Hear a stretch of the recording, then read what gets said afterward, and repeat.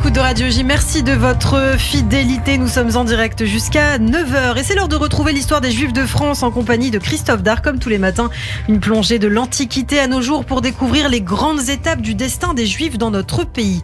Ce matin, nous restons à la période de la monarchie de Juillet et du règne de Louis-Philippe. Comme nous l'avons vu, c'est une période plutôt heureuse pour la communauté juive, avec la fin du catholicisme comme religion d'État, l'égalité reconnue des religions, l'abolition du serment mort judaïco et même l'émancipation d'une bourgeoisie juive personnifiée notamment par James de Rothschild, dont on a fait le portrait vendredi. Mais en 1840, une affaire va faire grand bruit et montrer que les vieux préjugés antisémites restent quand même durables, plus précisément le meurtre rituel.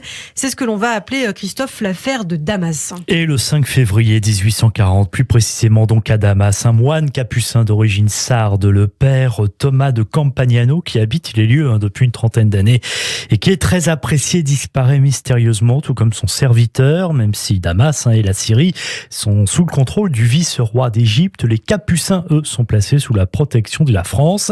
Et c'est donc sous l'instigation du consul français, le comte Benoît de Raty-Menton, qu'une enquête est rapidement ouverte par les autorités de Damas pour résoudre cette inquiétante disparition. Le gouverneur de la ville d'alors, Chérif Pacha, s'appuie sur une folle rumeur qui s'étend à Damas et qui a sans doute été lancée par des chrétiens. Ce sont les juifs qui auraient tué le religieux. Ils commettraient même d'autres meurtres de chrétiens et utiliseraient leur sang dans la préparation du pain azim pour Pessah. Plusieurs juifs sont alors arrêtés. L'un d'eux, un barbier, avoue sous la torture avoir été sollicité pour tuer le moine français contre rétribution, mais il assure ne pas avoir commis l'assassinat. Le témoignage de ce barbier est d'autant plus pris au sérieux qu'il permet aussi de découvrir les restes supposés du corps du moine disparu, des ossements, il faut le préciser, non identifiables. 7 juifs sont arrêtés et emprisonnés, dont le grand rabbin de Damas et des notables juifs. 2 meurent d'ailleurs sous la torture. En parallèle, la population de Damas pille une synagogue et détruit des rouleaux de la Torah. En parallèle, une affaire similaire éclate à Rhodes, île de l'Empire ottoman. Des dirigeants de la communauté juive de la ville sont accusés du meurtre rituel d'un enfant. Ils sont arrêtés et torturés selon une procédure semblable à celle qui s'est mise en place à Damas. Et alors que la situation s'embrasse contre les Juifs, le consul de France est également certain que ce sont eux qui ont tué le père Thomas de Campagnano, mais sans la moindre preuve. Il écrit dans une lettre 2 semaines après la disparition du religieux: malheureusement, les Juifs qui ont assassiné le père Thomas et son domestique ont trop bien pris leurs mesures et leurs coreligionnaires, riches ou pauvres, ont trop l'esprit de secte pour que nous puissions espérer de les atteindre de prime abord. Il n'y a donc que la ténacité dans les investigations qui soit de nature à nous conduire à la vérité. J'en ai par-dessus la tête de cet affreux épisode de ma vie consulaire. Fin de citation. Le premier rapport du consul de France est envoyé au président du Conseil et ministre des Affaires étrangères, Adolphe Thiers, le 29 février 1840. Et très vite, l'affaire fait la une de l'actualité en France, notamment dans la presse qui est alors en plein essor. Oui, il faut rappeler que le règne de Louis-Philippe marque en effet le début de l'âge d'or de la presse, avec une multiplication de titres très divers. C'est, vous savez, l'époque où les journaux, grâce à la publicité notamment, et aussi à la baisse évidemment du prix de vente, commencent à tirer à de nombreux exemplaires et ouvrent leur colonne aux écrivains. C'est l'apparition du roman feuilleton qui rencontre alors un gros succès. Et c'est donc dans ce contexte que la presse en pleine ébullition se saisit de l'affaire. Une partie de la presse catholique, alors très importante, mène une campagne contre les Juifs, alors qu'une autre partie de la presse, moins conservatrice, plus libérale, comme le journal Le Siècle, les défend. Et ces oppositions tranchées dans l'affaire de Damas représentent les prémices de ce que sera des années plus tard l'affaire Dreyfus, Christophe, avec là aussi un clivage très net entre philosémites et antisémites. Et c'est ce qu'écrit notamment l'historienne Rina Cohen dans un article, L'affaire de Damas et les prémices de l'antisémitisme moderne, publié en 2001, qui m'a servi à la préparation de cette chronique. Je la cite: la campagne anti-juive ne doit pas être seulement interprétée comme la résurgence du calomnie médiévale. C'est en fait à partir de cette dernière que s'élaborent les premiers constituants de la logomachie de l'antisémitisme moderne. Elle ajoute: dans ce sens, on peut soutenir que l'affaire de Damas est un brouillon de l'affaire Dreyfus. Et cette affaire prend bientôt une tournure politique, car la Syrie représente un enjeu important pour les puissances occidentales européennes. Et comme je le disais, la Syrie est alors sous le contrôle du vice-roi d'Égypte, qui entend se détacher de la tutelle de l'Empire ottoman, qui débute alors un inexorable déclin.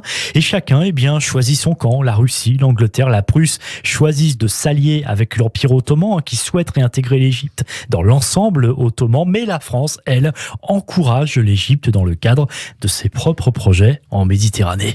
L'affaire devient donc internationale. Les Juifs de toute l'Europe, notamment en France, s'inquiètent de la situation et se mobilisent pour défendre la cause de leurs frères de Damas auprès de leur chef d'État et de l'opinion publique. En Autriche, Salomon de Rothschild, qui dirige la filiale de la banque à Vienne, s'adresse ainsi au chancelier Metternich qui intervient auprès du pape à Rome et des autorités égyptiennes, mais en fait cela n'aboutit à rien. Et pendant ce temps, les Juifs de Damas sont arrêtés et torturés. Parmi eux, un riche commerçant appartenant à l'une des grandes familles de Damas et fils de l'ancien représentant officieux d'Autriche à Alep, Isaac Picciotto. De par ses origines, ce ressortissant autrichien connaît du monde. Il fait donc appel au consul autrichien à Damas qui conclut dans un rapport que les Juifs ne sont pas les auteurs du meurtre. Si meurtre d'ailleurs il y a, puisqu'on n'a jamais retrouvé de corps identifiés. Rapport qui parvient sur la table donc du chancelier Metternich, ce qui va à l'encontre bien sûr de la position française, toujours convaincue de la culpabilité des Juifs dans cette affaire. Et pour faire la lumière sur ce crime et faire cesser les persécutions contre les Juifs, une délégation franco-anglaise se rend en Égypte en août 1840 pour demander au vice-roi la libération des accusés. Au sein de cette délégation, côté français, on retrouve l'avocat Adolphe Crémieux et côté britannique, l'industriel et philanthrope juif Sir Moses Montefiore. Les négociations sont longues et finalement, le 6 septembre 1840, Muhammad Ali fait enfin libérer les 9 prisonniers juifs survivants sur les 13 accusés arrêtés sans pour autant proclamer leur innocence. Après avoir achevé sa mission auprès du vice-roi d'Égypte, le Britannique Montefiore se rend à Istanbul. Il obtient du sultan ottoman qu'il proclame un décret de protection des Juifs de l'Empire ottoman contre les accusations de crimes rituels. Et on peut y lire, et pour l'amour que nous portons à nos sujets, nous ne pouvons pas permettre à la nation juive d'être inquiétée et tourmentée par des accusations qui n'ont pas le moindre fondement de vérité. Mais sur la pierre tombale du père Thomas de Campagnano figure l'inscription « Assassiné par les Juifs » quand même. Et côté français, la position n'évolue pas vraiment. Le consul de France à Beyrouth réaffirme dans un courrier adressé à son ministre en 1851 que le moine a bien été assassiné par les Juifs, dit-il. Et il écrit en effet « Je sais que le gouvernement anglais emploie tous ses efforts pour faire enlever cette inscription. Il est très fâcheux qu'on ait à empêcher cette récrimination peu chrétienne, mais serait-il prudent pour satisfaire les Israélites de Londres et de Paris de mécontenter les chrétiens de Syrie qui ne verraient dans cette mesure qu'une considération en faveur d'une secte abhorrée en Orient et par les musulmans et par les chrétiens. Vous voyez donc bien que la position reste la même plus de 10 ans après les faits, Ilana, et finalement entre les lignes, c'est toujours protéger avant tout les chrétiens au détriment des Juifs. Et aujourd'hui encore, plus de 180 ans après les faits, l'inscription est toujours gravée sur la pierre tombale, il faut le dire. Mais s'il y avait quelque chose de positif à retirer de cette sombre affaire de Damas, c'est que pour la première fois aussi une solidarité mondiale des Juifs de la diaspora s'est mise en place. Oui, c'est effectivement très important et c'est ce qui permettra d'ailleurs en partie la création en France quelques années plus tard, avec d'autres faits évidemment, en 1860 de l'Alliance israélite universelle qui sera d'ailleurs présidée par un certain Adolphe Crémieux jusqu'à sa mort en 1880. Et puis cette affaire de Damas aussi a permis l'émergence d'une presse juive, notamment à ce jour du plus vieux journal juif publié, de Jewish Chronicle, fondé en 1841 et basé à Londres, Londres comme Paris d'ailleurs et d'autres capitales européennes. C'est de là effectivement qu'à l'époque des Juifs ont alerté sur la situation de leur coreligionnaire du côté de Damas. Donc c'est vraiment très important et bien sûr par la suite on verra à quel point le fait d'alerter, d'être lanceur d'alerte sur ce qui se passe dans le monde a pu être très important à d'autres époques donc. Merci beaucoup Christophe Dard pour ce nouvel épisode de l'histoire des Juifs de France sur cette affaire de Damas qui a défrayé la chronique en 1840. Au prochain épisode de l'histoire des Juifs de France, notre série se poursuit. Nous parlerons de l'émergence toujours dans ces années de la monarchie de Juillet, de l'antisémitisme anticapitaliste.